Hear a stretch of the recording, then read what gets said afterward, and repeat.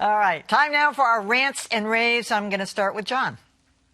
Okay, well, Ari Fleischer and Dana Perino are high-profile fixtures on Fox News. He's a regular contributor. She hosts their weekday afternoon talk show and is an anchor there. So on Thursday, they were on together after Joe Biden gave a speech in which he said, quote, "Every American should be wearing a mask when they're outside for the next 3 months at a minimum," end quote. I want to repeat a portion of that. Every American should be wearing a mask when they're outside. Outside, okay? Now, take a look at how these two reacted to that. A nationwide mask mandate, what does that mean? I'm sitting alone in an office with nobody here. Am I supposed to be wearing a mask right now? When I'm off the air and I move to my desk, am I going to be mandated to wear a mask? That's ridiculous.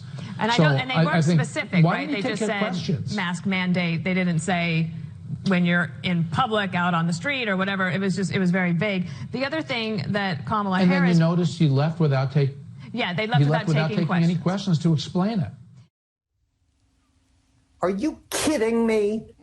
The whole backlash against wearing masks and casting mandates to wear them as excessive government intervention is one of the dumbest things I've ever seen in American public life. It's like defending your God-given right to drive drunk. Okay. But for these two well-educated, highly credentialed voices to misrepresent so flagrantly, disgraceful. All right, you got it, Jon. Nailed it. All right, Adam. I have a rant for a piece that ran in the New York Times, I believe in today's paper, making a comparison between the rise of the Tea Party, on the one hand, among the Republican faithful, and the rise of the QAnon movement. And there is, I think, to be fair, the kernel of a legitimate argument to be examined here, looking at how ideas that were once fringe come to dominate the mainstream. But I think the Times really botched it. Let me read you their disclaimer, and it came with the very Timesian phrase, "to be clear." Here's part of their disclaimer. To be clear, QAnon's ideas are far more extreme than the Tea Party's ever were. Tea Party supporters objected to Wall Street bailouts and the growing federal deficit. QAnon adherents believe Hillary Clinton and George Soros are drinking the blood of innocent children. That is not hyperbole. That is fact. The QAnon people are insane. They believe that there's a vast network of powerful pedophiles the world over who've been protected by politicians, but Donald Trump is going to pull back the curtain and get justice. It's completely crazy.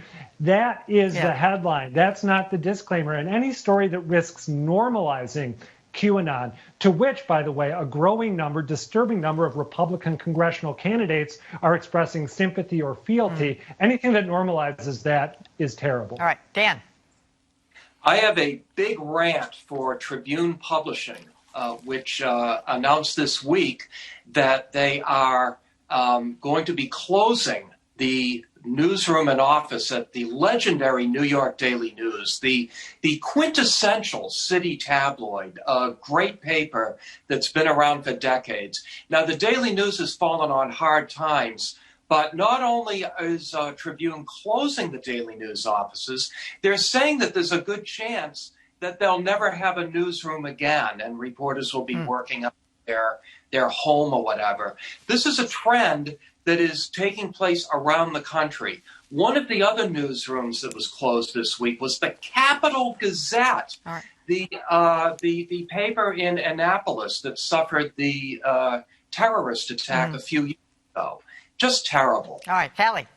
I have a rave for the Thomson Reuters Foundation partnering with the Ahmed Yar Network, which is a social impact network, to sponsor something called the COVID-19, the Bigger Picture Journalism and Photography Contest to really get at the human expression. We were just talking about missing moments at the convention that get you up close and personal. That's what this is going to do. It's open to a lot of photographers and journalists, and I look forward to seeing the rest of it. Sounds good. Well, finally, I have a rant tonight for Kelly Sullivan at Fox 25. She sent out a tweet this week about that former Boston Police Union chief who was arrested for molesting somebody under 14, but she identified who it was essentially by naming, by characterizing who it was. And then she corrected the tweet and made it equally as bad by saying it, just rephrasing it, but it was the same thing. You would know who it was. And then that tweet is still up. It's like, we should, All she had to do was be careful that the crime is hideous. It's absolutely stunningly awful. Clearly, it went on for years and years and years. This kid was traumatized, but to identify her in any way, shape, or form was just terrible and journalistically careless.